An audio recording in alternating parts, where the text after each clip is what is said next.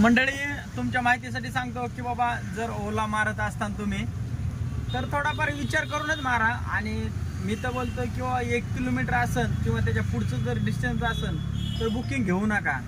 आता कस्टमर थांबत नाही तर पुन्हा ज्याला जर कस्टमरनं कॅन्सल बुकिंग केली तर ते आपल्यावर पडतं, आपली रेटिंग खराब होती. तुम्हाला दाखवतो मी माझी रेटिंग सध्याला. हे बघा, 9 रेटिंग आहे सध्याला.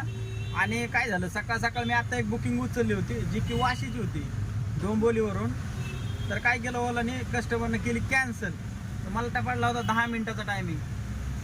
बघू शकता ते 10 मिनिटाचं टायमिंग. आता तुम्ही सांगा मला, सकाळ सकाळ आलं का मला, आणि हे असले लपडे झाल्यावर काय किती बुकिंग वाजल्या तरी काय घंटा उचलता येत नाही.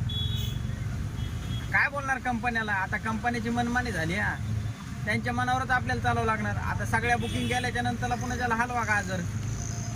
काय बोलणार कंपन्याला? कंपनीचं माइंड एकदम थडकला झालंय बघा. आणि कंपनी आपल्याला, मला तर वाटतंय, कब्जा करायचा आपल्यावरती, नाही का? त्यांना मला तर असं वाटलं की त्यांच्या प्लॅटफॉर्मवर काम करतात आपली, ही एक चुकीच आहे.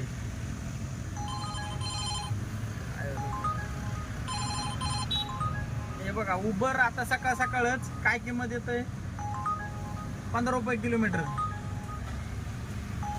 काय बोलणार? कंपनीची अशी मनमानी, कस्टमरला लवकर गाडी पाहिजे. मुंबई ठिकाणी आहे.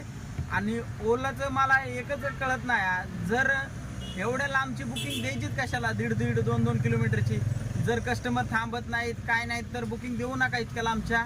आणि कमीत कमी ओला कस्टमर केअरनं थोडंफार त्यांच्या सेटिंगमध्ये अपडेट आणावे, नाही का? जर कस्टमरनं कॅन्सल केली, त्यात ड्रायव्हर लोकांचा काय दोष आहे?